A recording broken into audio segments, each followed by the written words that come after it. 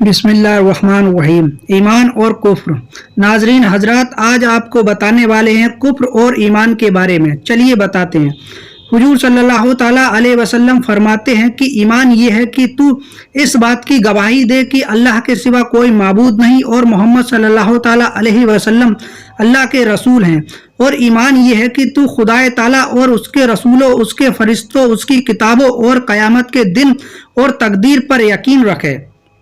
یعنی جو بات حضور صلی اللہ تعالیٰ علیہ وسلم سے قطعی و یقینی طور پر ثابت ہو اس کی تصدیق کرنا ایمان ہے، اور ان سے انکار کرنا کفر ہے۔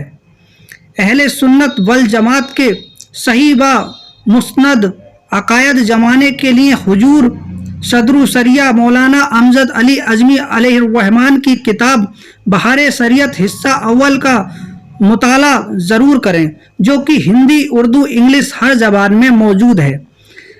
عقائد کا پورا مسائل ایک لمبا اور طویل مضمون ہے جس کا یہاں درج کر پانا بہت ہی مشکل ہے۔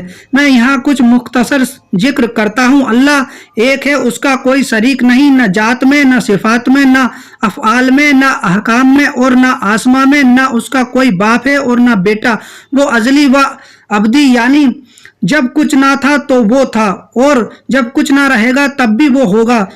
ایک اس کے سوا کوئی کچھ حادث یا یعنی فنا ہے۔ وہ سب سے بے پرواہ، یعنی کسی کا محتاج نہیں، سارا جہان اس کا محتاج ہے۔ وہ ہر عیب سے پاک ہے، مثلا جھوٹ، دغا، خیانت، ظلم، جہل، بےحیائی۔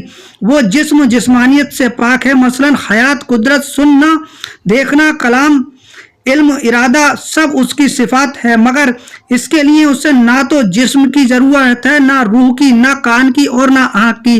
وہ زمانہ اور مکان سے پاک ہے، لہذا علماء اسی لیے اوپر والا کہنے سے منع فرماتے ہیں۔ ہر بلائی اور برائی کا پیدا کرنے والا وہی ہے، مگر کسی گناہ کی نسبت اس کی طرف کرنا سخت حماقت ہے، بلکہ اپنے نفس کی شرارت کہیں۔ اس کے ہر کام میں کثیر حکمتیں ہوتی ہیں، بھلے ہی وہ ہمیں اچھی لگیں یا بری، لہذا قدرت کے کسی بھی فعل کو ہمیشہ اپنے لیے بھلائی جانیں۔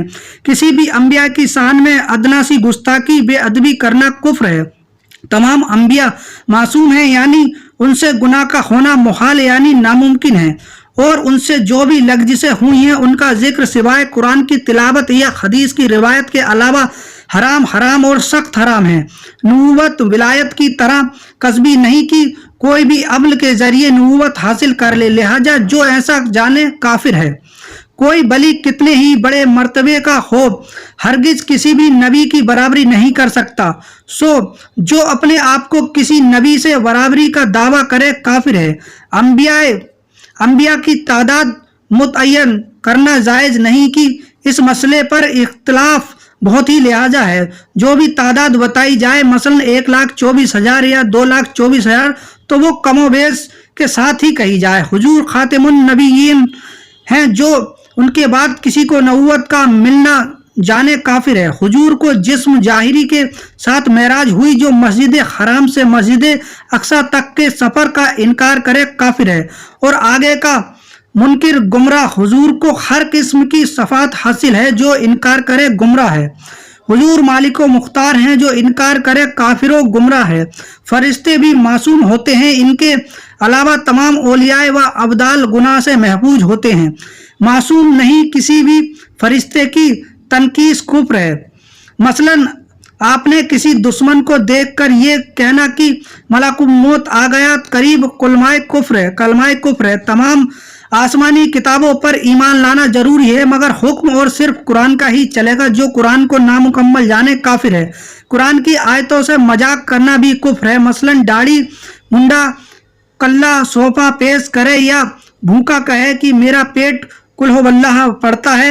یہ عقیدہ رکھنا کہ مرنے کے بعد روح کسی اور جسم میں یا جانور میں چلی گئی ہے کفر ہے۔ حشر روح اور جسم دونوں کا ہوگا۔ جو یہ کہے کہ عذاب یا حساب صرف روح کا ہوگا، جسم کا نہیں، تو کافر ہے۔ عذاب قبر، حشر، جنت، دوزخ سب حق ہے۔ یوں ہی اعمال دین، مثلا کسی سے نماز پڑھنے کو کہا تو اس نے جواب دیا کہ बहुत पढ़ ली कुछ नहीं होता, काफिर हो गया। रमजान के रोजे रखने को कहा और जवाब दिया कि रोजा वो रखे जिसके घर खाने को ना हो, काफिर हो गया। यूं ही एक हल्की सुन्नत मसलन नाखून काटने को कहा तो जवाब दिया कि नहीं काटता अगरचे सुन्नत ही क्यों ना हो, काफिर हो गया। यूं ही किसी आलिम की तौहीन इसलिए की कि आलिम दीन है, कुफ्र है। यूं ही गैर मुस्लिमी के त्योहार मसलन होली, दिवाली, रामलीला, लाजन माष्टमी, क्रिसमस के मेलों में शामिल होकर शानो शौकत बढ़ाना भी कुफ्र है। यूं ही किसी बदमहजब फिरके को पसंद करना या मजाक में ही अपने आपको उन बातिल फिरकों का बताना कुफ्र है। जिस तरह किसी मुसलमान को काफिर कहना कुफ्र है, उसी तरह किसी काफिर को मुसलमान कहना भी कुफ्र है। बस इतना समझ लीजिए कि बगैर इल्म के ईमान बचा पाना नामुमकिन है। इसलिए इल्म दीन हासिल करें। इस वीडियो को शेयर जरूर करें ताकि लोगों तक दीन की बात पहुंचे और सभी जानें कि ईमान और कुफ्र क्या है।